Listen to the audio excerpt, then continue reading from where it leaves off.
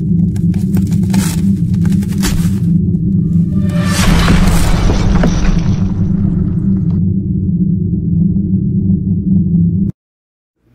दोस्तों, स्वागत है आपका हमारे यूट्यूब चैनल जेनलिपि स्टेनोग्राफी में। तो फ्रेंड्स, आज की जो डिक्टेशन रहेगी वो 70 WPM की स्पीड से होगी और यह डिक्टेशन रामधारी गुप्ता पार्ट 2 के लेसन 3 की डिक्टेशन होगी।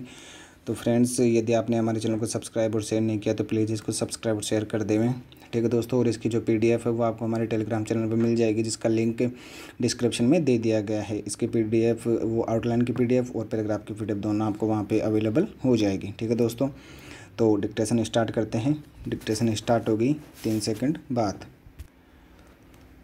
आइए आज हम अपने विचारों को उस दिन तक ले जाएं जब हमने गणराज्य की घोषणा की थी।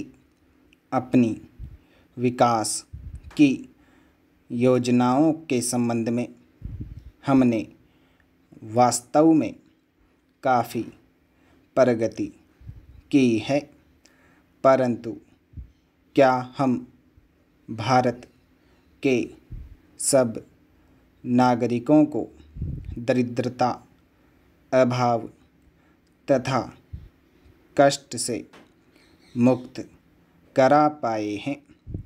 प्रकृति की शक्तियों को अपने अधीन करने और जनता के कल्याण के लिए उन्हें नियंत्रण में लाने की दिशा में भी हम आगे बढ़े हैं, किंतु हम यह नहीं भूल सकते कि कुछ महीने ही हुए हमें भारत के उत्तर पूर्वी प्रदेशों में भयानक बाढ़ का सामना करना पड़ा था, जिसके कारण यातायात के साधन छिन्न भिन्न हो गए और वहाँ की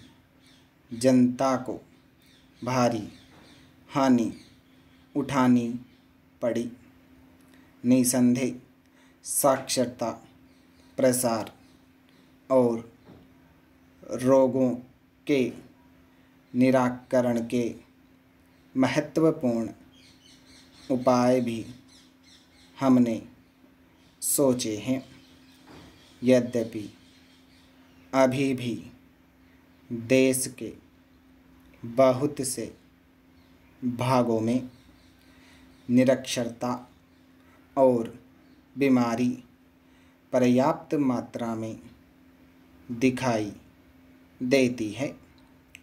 जन कल्याण की योजनाओं को हम बराबर आगे बढ़ाते रहेंगे, यह हमारा दृढ़ संकल्प है।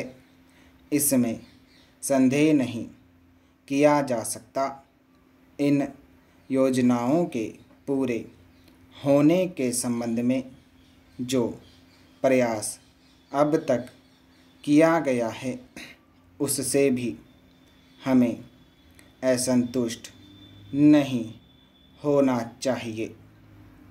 फिर भी जो कुछ अब तक किया जा सका है, यदि वह बहुत चमत्कारी नहीं दिखता, तो उसका कारण यह है कि अभी निर्माण कार्य जारी है और समाप्त नहीं हुआ है। राष्ट्र के निर्माण में समय की आवश्यकता होती है।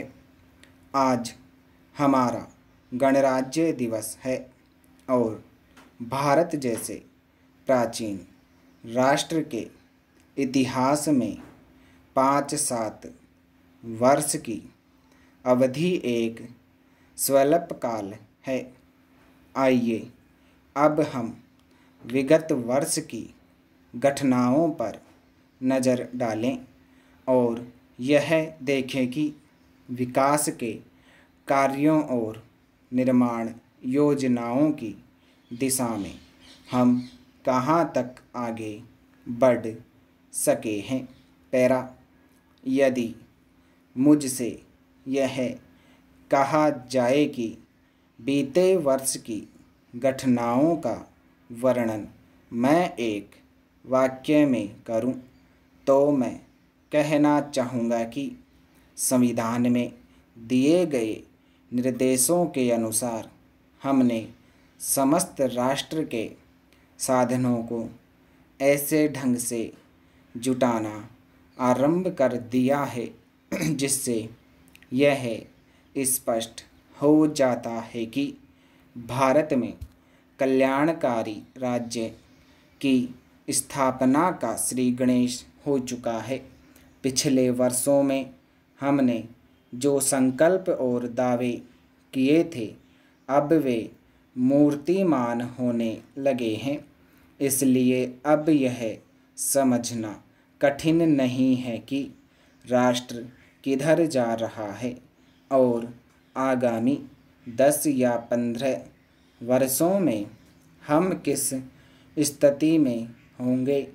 महान नदी गाठी योजनाओं पर कार्य बराबर जारी है। इनमें से एक योजना भाखड़ा नंगल योजना से बहुमूल्य पानी और बिजली पंजाब, पेप्सू तथा राजस्थान के भागों को मिलने भी लग गई है। दामोदर घाटी योजना से कुछ समय हुआ बिजली प्राप्त होने लगी थी और हीराकुंड, चंबल तथा दूसरी महान योजनाओं की भांति यह योजना भी यथेष्ट रूप से आगे बढ़ रही है। भाखड़ा नंगल योजना का प्रथम चरण समाप्त होने से अब यह स्पष्ट है कि इन महान योजनाओं के द्वारा देश में कितने महत्वपूर्ण परिवर्तन हो जाएंगे। ठीक है दोस्तों, इसको आराम से लिखिए और इसका अभ्यास कीजिए 2-3 बार। ठीक है दोस्तों, और जो है इसकी पीडीएफ मैंने जो पूरी रामधारी गुप्ता पार्ट 2 की बुक है वो उसकी पीडीएफ मैंने टेलीग्राम चैनल पर डाल दी है, तो आप वहाँ पे जाकर उसको डाउनलोड कर सकते हैं। ओके दोस्तों, धन्यवाद।